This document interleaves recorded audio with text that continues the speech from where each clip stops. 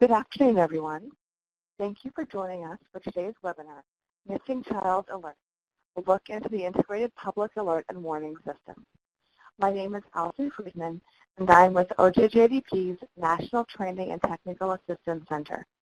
As your technical host, I would like to take a couple of minutes to discuss a few features of the Adobe Connect webinar platform and provide a few announcements to keep in mind.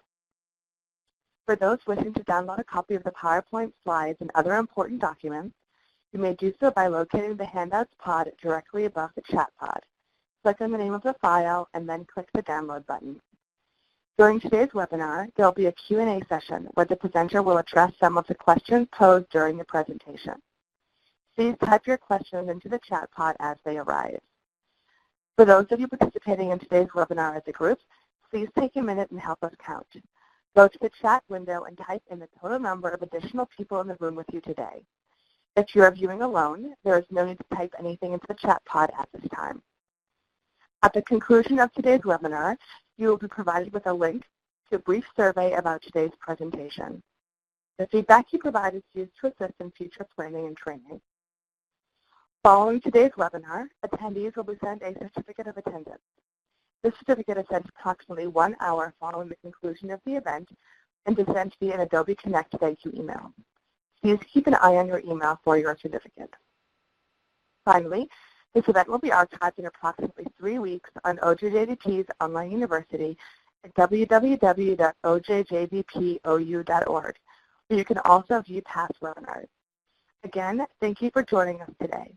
I'll now turn over to our moderator for today's webinar, Melissa Blazing from the National Criminal Justice Training Center at Fox Valley Technical College. Thank you, Allison, for that introduction. As Allison mentioned, my name is Melissa Blazing, and I am a project coordinator with the Amber Alert Training and Technical Assistance Program, a program within the National Criminal Justice Training Center. The Amber Alert Training and Technical Assistance Program has partnered with OJJDP's National Training and Technical Assistance Center to host this webinar as part of our Amber Alert webinar series. In conjunction with our mission, this series works to bring together state, local, and tribal subject matter experts to present and discuss critical issues related to missing, abducted, and exploited children. To learn more about the Amber Alert program, our training and technical assistance opportunities, and to view past webinars, please visit our website, link available on this slide.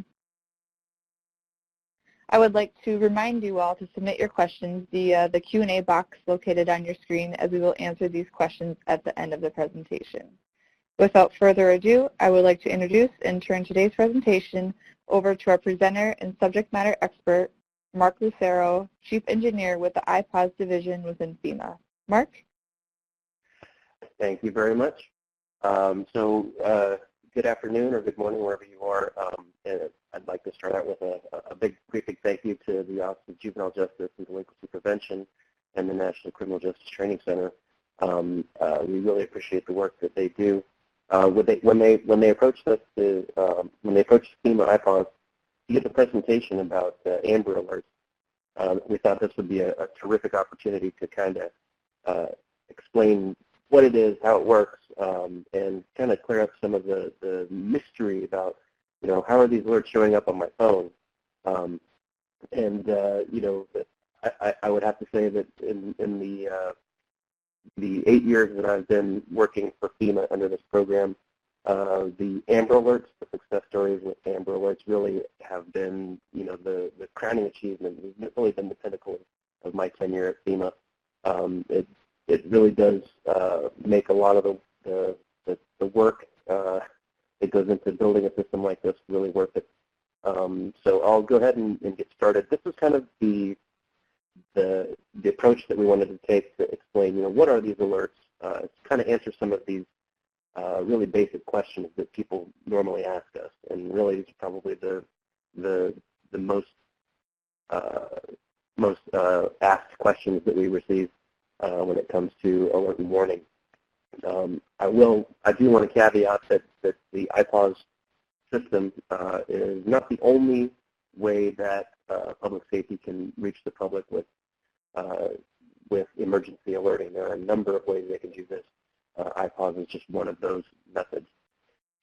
So as I go into this, hopefully I'll be able to answer the questions that are posed here. So we'll go ahead and get started. So what are all these alerts that you receive?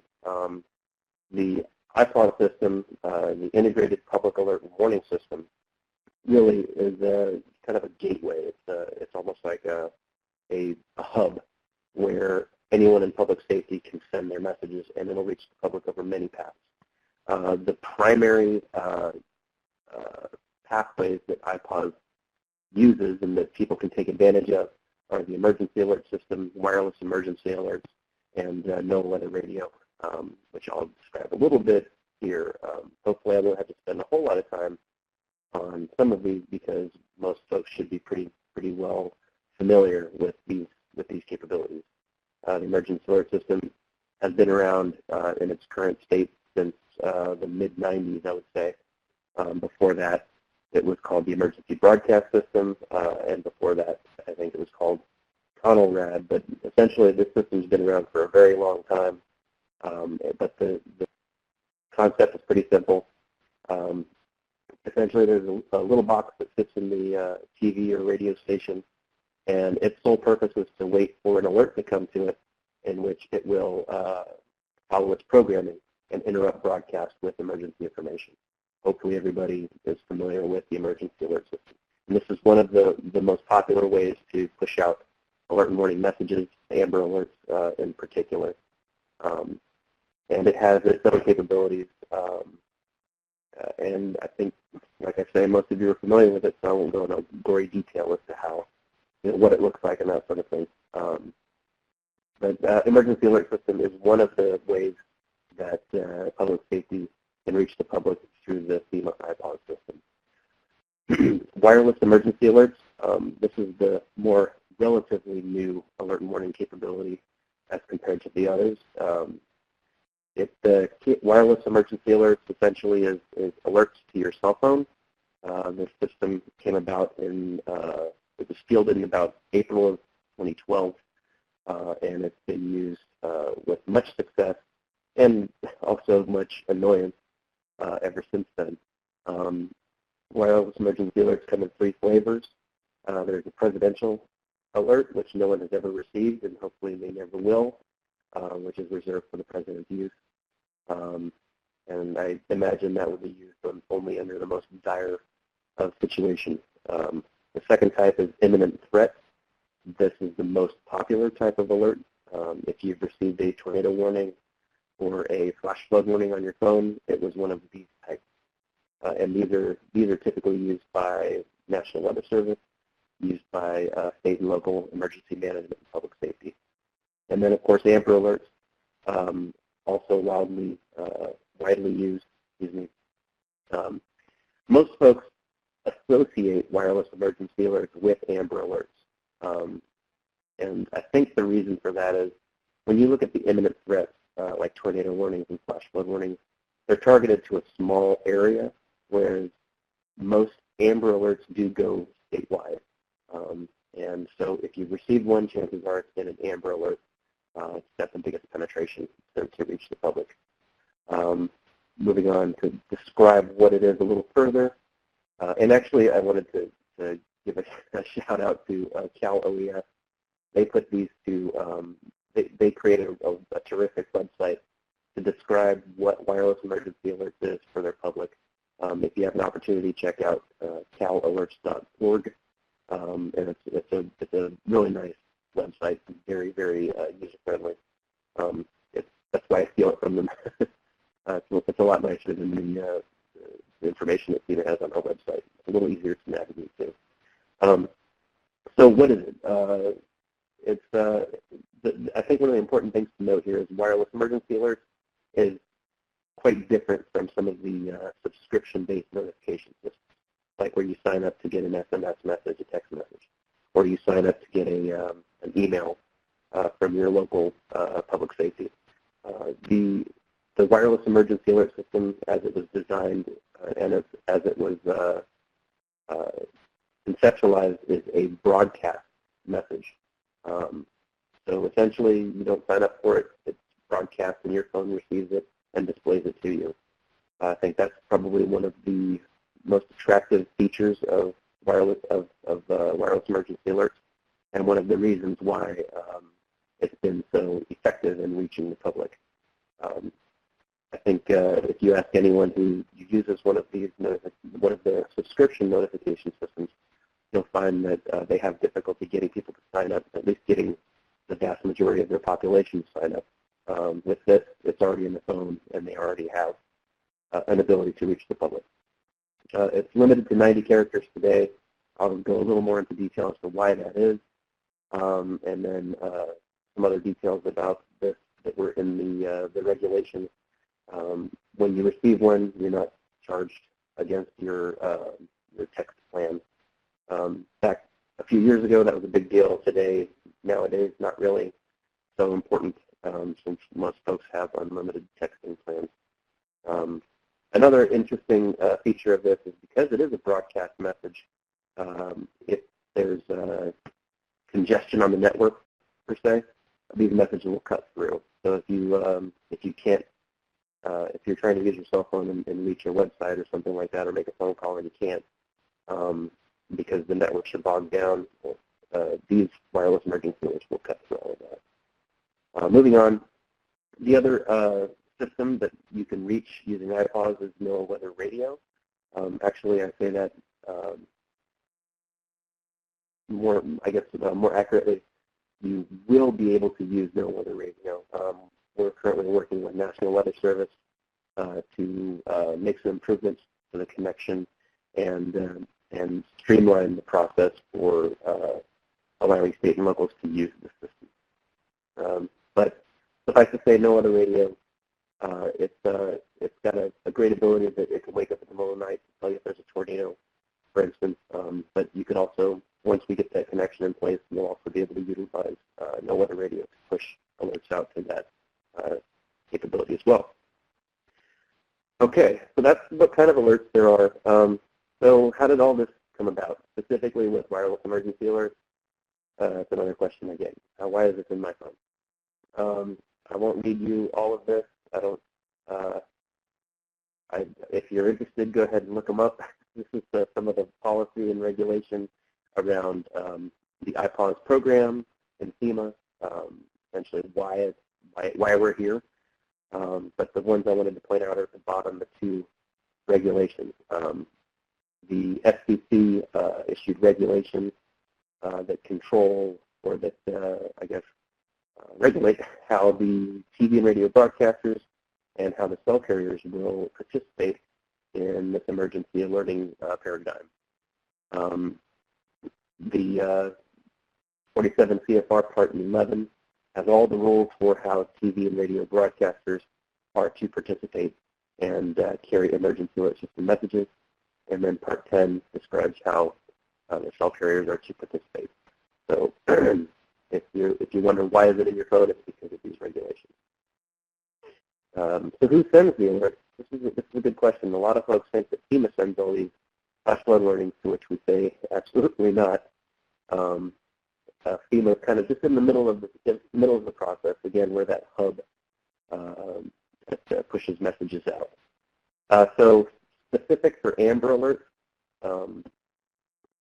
these are the entities at the state level who can send Amber Alerts through the wireless emergency alert system. Actually, California is probably one of the most recent to come online. I do want to mention that, hey, how come, if you're asking, I'm in Wyoming, I've gotten Amber Alerts, what's the deal there? The National Center for Missing and Exploited Children has a nationwide, authorities or permissions to send Amber Alerts to your cell phone. The way that they do that is they work in conjunction with the state police. In most cases, the states will follow their Amber plan and push out their Amber Alerts, and then if they request the National Center send out the Amber over their secondary distribution, they can do that on behalf of the state. So these states that are green here, they have independently requested the ability to send Amber Alerts over the wireless emergency alert system, and that's why they're kind of differentiated from the rest. Another that's interesting is the Navajo Nation. They have independent authority, and through their sovereign lands, they have the ability to send whatever alerts they wish. They've come to FEMA and requested the ability to send Amber Alerts to the areas that they cover. That's 11 counties in Arizona, New Mexico, and Utah. If you see this little inset, this list here, you'll see some red numbers. That's just an interesting kind of fact that this is a tally of all the Amber Alerts that these entities have sent to date. And I think they're on the next page. Yep. This is a kind of a breakdown of who has sent Amber Alerts. National Center has sent the lion's share, and followed up by you can read these. The ones that are in yellow, that's mea culpa. We have about 1,000 state and local governments who have access to the IPAWS system to send messages out, and as unfortunately, there's human beings that type the numbers into the computer to give them their permissions, and sometimes we make a mistake. Once those things happen, once those mistakes were identified, we quickly remedied those and worked with the state to get that done.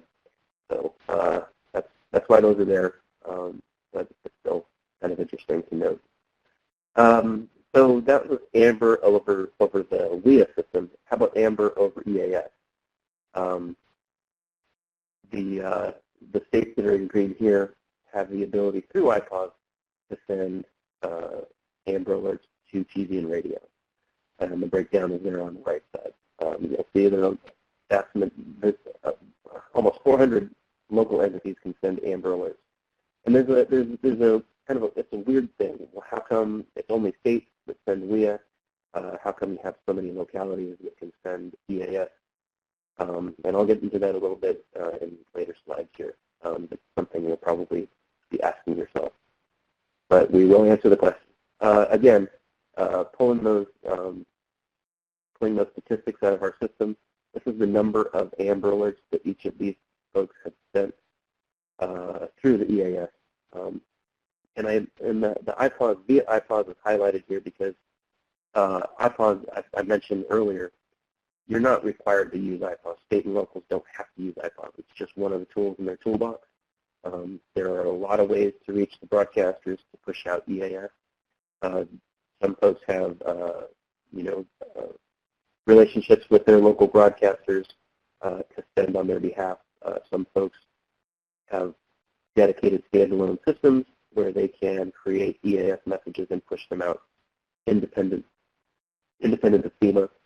And that's great. We really encourage folks to have as many capabilities as possible in case IPAWS breaks or something like that. We want to make sure that folks have the ability to reach the public over as many pathways as possible. But again, IPAWS is one of those ways that you can reach the public, and this is a breakdown of who has sent Amber Alerts over EAS through the IPAWS system. Okay, so here's hopefully the answer to the question you may be having about how come these guys can send it and these guys can't. Well, really, the way that we establish the alerting permissions and the oversight was to bring in the state. So we wanted to make sure that the federal government's not bypassing the state in providing capability to the locality. We want to make sure that the state is there so that they can ensure that the alert and warning messages that folks are sending in that state are consistent with any laws or existing plans that the state has in place, especially for Amber Alert. We want to make sure that that anybody who requests this capability doesn't go run afoul of any existing Amber plans. So that's that third step in there. There's a public alerting application, which essentially says, hey, I'm so-and-so, I work for this agency, and I want to send tornado warnings, and I want to send Amber Alerts, and I want to send evacuations and nuclear power plant warnings, and this is what I want to do. So they fill out that form, and we don't enable it until the state signs off, essentially saying, yeah, this is consistent, this is okay with our state laws. Let's see, I think I've got an example of this. Yeah, so here's the form in the top right. You really can't read it. It's basically a checklist. So for this, in this instance, the Iowa Department of Public Safety checked the boxes and said, here, these are all the alert types we want to send. And then the state reviewer goes ahead and signs off on that. Oops, I think the other one was supposed to be in the front. But basically what this says is, the undersigned has reviewed this application, and the public alerting authorities requested by the applicant are consistent with the state emergency alert system plan, Amber Alert system plan, or other operational public warning plans. So that's kind of a CYA for FEMA, and then it also makes sure that there's consistency and crosstalk and or not crosstalk, but communication, and there's that the state and the localities are working together, and nobody's going off doing something that everybody's on the same page. If it that way. So that's who can send the alert. I guess this is kind of an interesting question. Is it worth it? Is it worth the intrusion? Some folks do feel that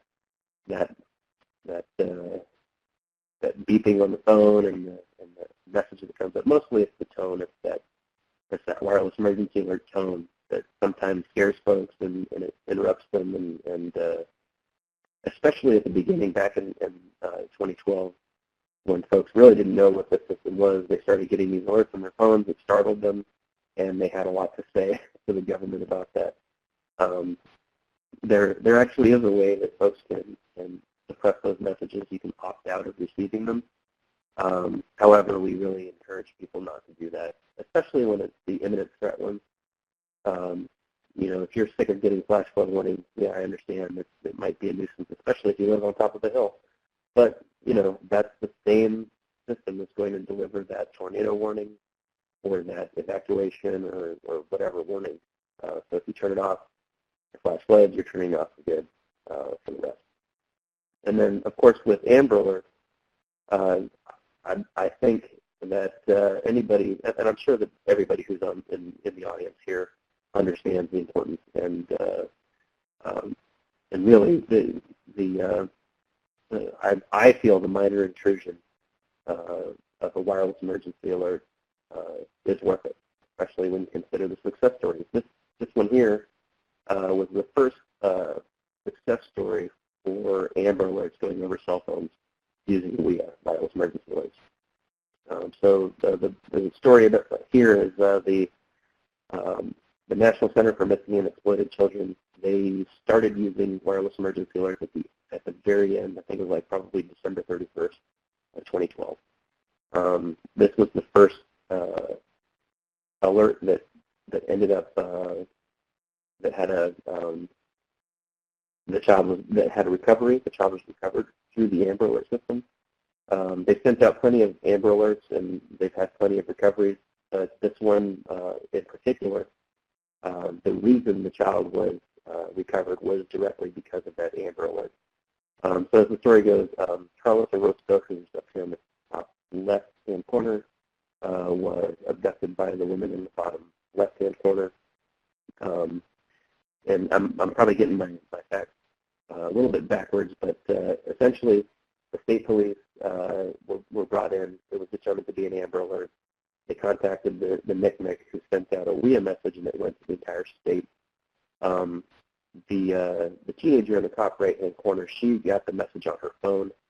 I think it was probably about, I want to say like 40 minutes after the alert went out, and she had looked out the window of a vehicle that was in the description, and she told her father, who contacted the police, and they were able to recover the child. I think it was within an hour or so of the abduction. And I think the poignant part of this story is that when they got the child had already had their hair cut and their clothing changed. The child's appearance was changed, and the perpetrator's bags were packed. So it was pretty clear that this person was going to leave with the child. So I think that the reach, the penetration, that you could reach all these people with this message, and the speed at which it was done, really meant the difference in the outcome of this case. So this was a great story. It's pretty powerful. It shows, I think, the power and the reach of this system. And Carly Tapp, some of you may know, at the National Center, she's wonderful. She sends out this message to us and a number of other folks, kind of keeping track of the number of children who have been recovered. So far, 40 children have been recovered directly as a result of wireless emergency alerts. So, you know, when I'm having a bad day, I just pull up this email, and it makes me feel a little better and makes me push through to the end of the day. Sometimes 5 o'clock is a long ways away, but this makes it a little closer. So moving on, how does this whole system work? I think if you notice in the first slide, I am an engineer, so you asked for it, and here it goes. I'll try not to get too technical into describing how the system works. But generally, IPAWS, and this is IPAWS right here in the middle. I'm not sure if I can draw on this. I'll give it a shot. But this piece here, this is IPAWS. It doesn't actually look like that, but that's the FEMA-controlled, FEMA-maintained system. That's really actually not that big. It's a number of servers that are kept in FEMA and DHS data centers. But the way that this works is you have public safety on the left side. They're the ones who have information they need to send to the public, like an Amber Alert. So they will use a piece of software to create that alert, put all the information in there that they need, and then they can send that to the IPAWS system. And all IPAWS does is sits there, it receives the message, it verifies the sender and validates that they're actually who they say they are. We use a digital certificate for that, for non-repudiation. But essentially what that means is we can tell if the message is authentic, we can tell if it's been tampered with, so we can verify the authenticity of the message. We verify that, we check against their permissions. Are they allowed to send messages? Is New York City allowed to send messages to San Francisco, that sort of thing. And so we check that. Once everything is good to go, we basically hand off the message to the TV and radio broadcasters for EAS. We hand off that message to the cell carriers, that's AT&T, Verizon, T-Mobile, Sprint, US Cellular, Cricket, all these other folks who are participating in wireless emergency alerts. And then they push that through their network. Again, no weather radio. Once that line, actually that arrow should probably be broken right now, but once that's finished, we'll hand that off to no weather radio. We also make those messages available to other third-party entities who have like apps, digital signage, and things like that. But generally, this is kind of from soup to nuts, how from end to end, how those messages go through the system. The alerting authorities, public safety, they'll typically use an alerting software like the ones that are shown here. These are kind of the more popular ones. This is Everbridge, Code Red, and WebEOC, I think that is. Basically, it's a web interface where you type out the message you want, what you want it to say. You can draw a polygon on a map to target where you want the message to go. If it's an Amber, it may go statewide. And then you just kind of hit the go button, and IPAWS does its thing with the message and hands it off. For the dissemination of messages, this is kind of a little bit of a repeat of what I said earlier. You have the EAS, wireless emergency alerts, and no weather radio. I think the main point I was trying to make in this is that it is broadcast. It's not one-to-one. It's not subscription-based. It's all broadcast. with that, you may find that, well, number one, you'll reach more people. Number two, you'll reach people who didn't know they had that capability in their phone or may not have wanted it. And that kind of goes back to the question of, is it worth the intrusion? But generally, this is kind of from end to end how the system works and pushes messages out to the public. This is getting a little ugly here. I apologize, but for those who like the details, this might be pretty cool for you. This is an example of it was a civil emergency message, and it was issued by, I think it was a county in Oregon. They had some massive rainfall, and the river here, I can't remember which river this is, but it was flooding. So they drew a polygon on the map in their alerting tool, that's that blue section, and they were able to target cell phones in that area. You can see the polygon on the bottom right. It's that big block. So they drew that polygon and sent the message, and the message said, prepare for minor flooding for low-lying areas of the Snake River, Ontario to Wells, or I can't read that, so Snake River. But the cool thing about this is that you can geo-target it to the area you want for folks to receive that message. Remember, this is broadcast, so there's going to be a little bleed over because the cell tower, if there's, like, say that push pin in the middle there, let's say that was a cell tower. And let's say that the cell tower had a coverage area of, let's say, like this. Let me draw a picture on this. Let's say that was the coverage area in the cell tower. Pretty much any cell phone that's within that green circle is going to get that message. So it's not perfect, it's not precise per se, but it is what it is, and it's pretty effective for getting those messages out. So this, in this example, another thing I wanted to mention was the expires time. So when you create an alert, you send it out. Let's say you send it out at noon, and you send an expires time for like 5 o'clock. So from noon to 5, you may want to have this as an area where you want people to, anyone in this area will get that message. The nice thing about that expires, and this is kind of important for Amber, is let's say you're driving down 84 here. And actually, let me make this circle a little bit bigger. How about that, just for my example. So you're driving down 84. As soon as you penetrate that area, that alert area, you're going to get that alert on your phone within that expires period. So this is really cool for Amber Alerts. If you send your Amber Alert to the state of Wyoming and somebody drives in from out of state, once they drive into the state, they're going to get that message as long as it hasn't expired. So that's a pretty cool feature of wireless emergency alerts I thought I'd mention. Moving right along, and I think we're doing pretty good for time here. Why is it only 90 characters? That's a great question. We get that a lot. People see that as a major limitation, especially when you're trying to, especially Amber Alerts. If you're trying to describe a person, like their age, their height, their hair color, their last known location, all that sort of thing, it's going to be quite difficult to cram all of that into 90 characters.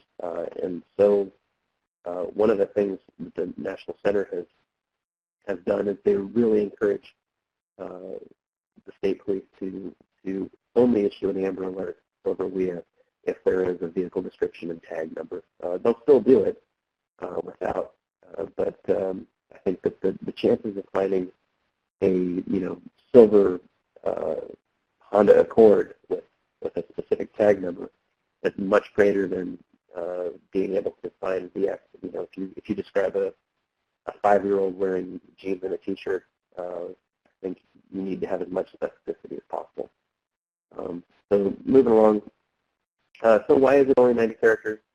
Bottom line here is that the rules and regulations for the system as we know it today for wireless emergency alerts is about 10 years old. So imagine the capabilities of your phone today versus 10 years ago, and essentially the rules and regs were written for a for a phone that didn't quite have the capability that it does today. That's kind of where we're at. But I guess the silver lining of all of this is that here we go. Excuse me. Is that there is progress being made to improve the system. So this is a little bit of a background of wireless emergency alerts. Back in 2006, this is when the law was passed that included a portion to say, hey, we want to build this ability to send alerts to cell phones. 2 years later, that's when the regulations came out from the FCC, and the standards were written. The system came operational in 2012, as I had mentioned. But the nice thing is that right away, right off the bat, in 2013, the FCC pulled together a group of practitioners to say, hey, here's the system, we just fielded it, and how can we make it better? So the CISRIC, the Communication Security, Reliability, and Interoperability Council, I think is what it stands for. The committee, they got together, made some recommendations, and gave them to the FCC, in which they deliberated. And let's see, where are we? Here we go, 2015, this is the next version of that committee, sent up some additional changes. And I think hopefully you can see that the representation from state and local emergency management has increased a bit. But the results, the fruit of this labor, even though it took a very long time, as we say in the government, running a government speed a little bit, but suffice to say, last year, at the end of last year, the FCC did issue a report and order for new rules for WIA to include some improvements and advancements. So here are the big advancements that we are looking at in the future here, and you've got the timelines associated there. The first and foremost is to increase the number of characters to 360. This will be great, especially when we're talking about making descriptive messages. There is a lot of concern about people who are, reading their text messages while they're driving, and how that could be, it could create problems. But I think public safety needs to keep those things in mind, and they do. They keep those things in mind as they're creating their messages. They're taking into account all the factors in the decisions that they make. A new category called public safety messages. So, the three flavors, presidential, imminent threat, and amber. There'll be a new category, a new flavor called public safety messages. And I think the idea here is that it's going to be a less, less severe type of message as compared to an imminent threat.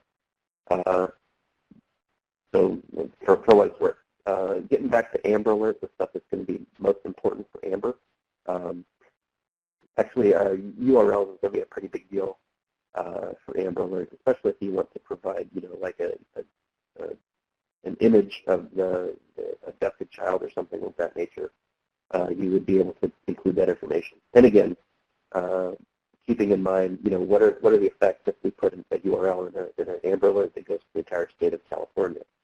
Well, you can imagine whatever server that is that's hosting that image better be pretty robust, because if you get a lot of folks hitting that link all at once, you're going to probably jam up the capacity of that server. You may negatively impact the cellular network, that sort of thing. So use caution.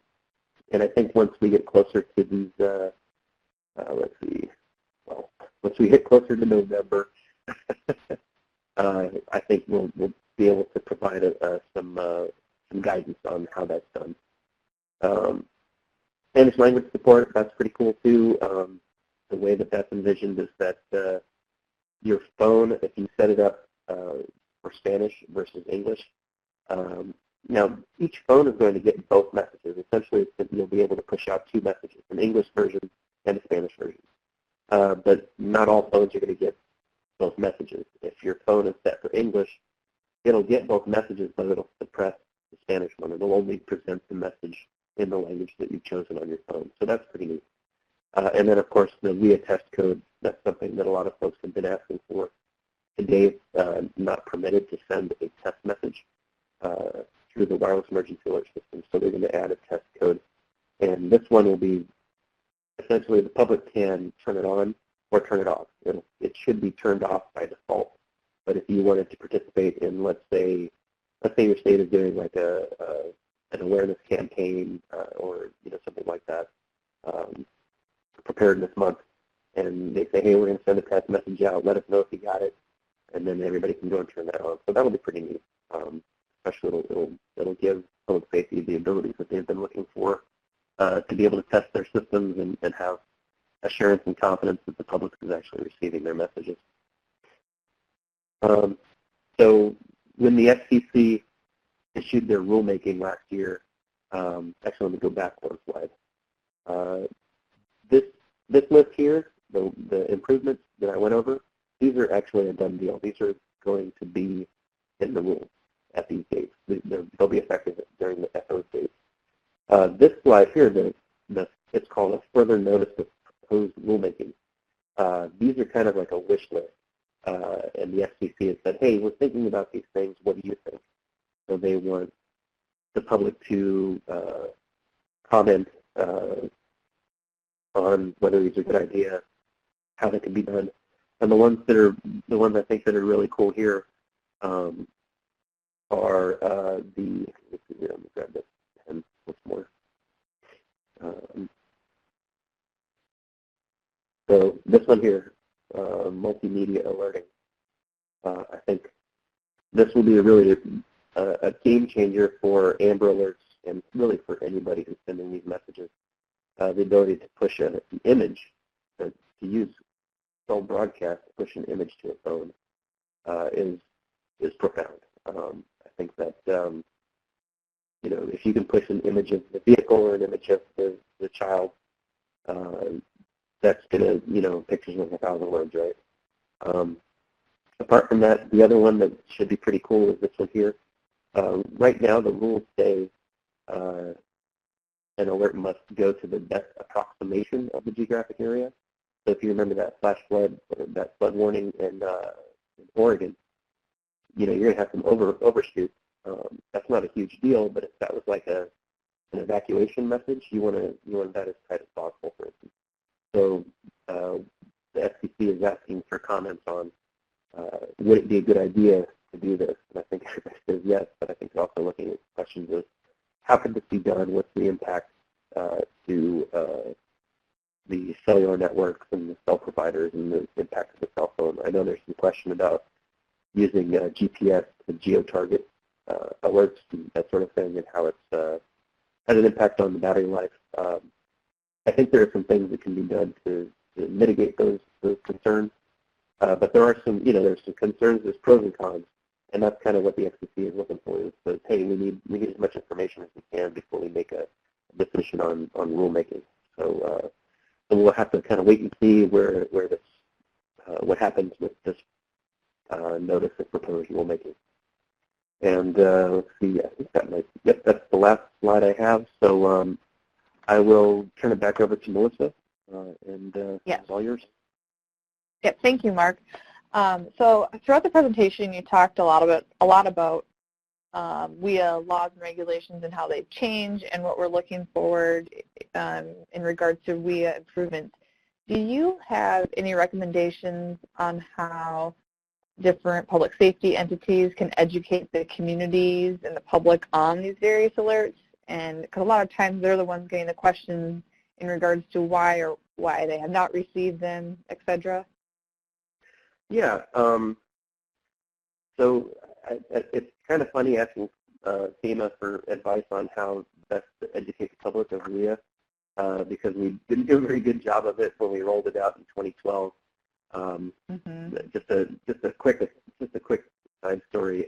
When the FCC and the cell carriers and FEMA were all sitting around the table after the launch, we all congratulated ourselves, and then somebody said, "Hey, who's going to do the public education?" And we all kind of pointed the finger at each other. So suffice to say, we do have, FEMA does have some public education resources that can be made available to state governments or state and local governments about wireless emergency alerts, about how, how that, about how, like some one-pagers and things like that. The public education piece has always been the most difficult, especially if you're trying to do it without spending a lot of money.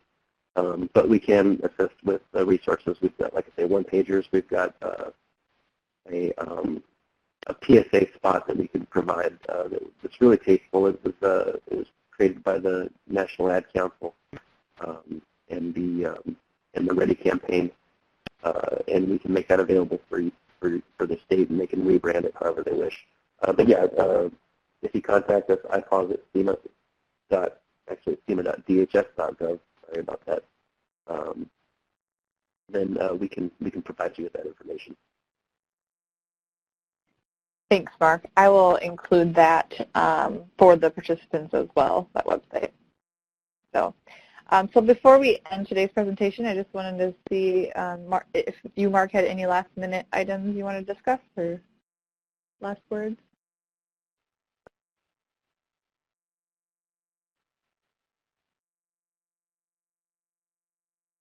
All right. Well, I want to thank you. Go ahead. I want to thank you, Mark, for providing your insight on IPAWS and its role in the Amber Alerts. And before we close, I'd like to thank you for participating in today's webinar and give a special thanks to Mark for joining us.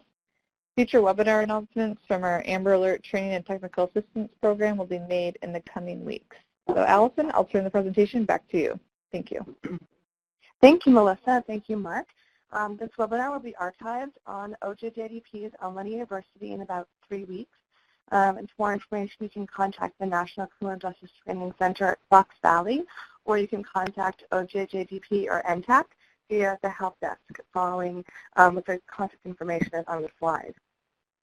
We would also really appreciate it if you could please take 5 minutes to complete the feedback survey. And thank you again for joining us. Have a great afternoon.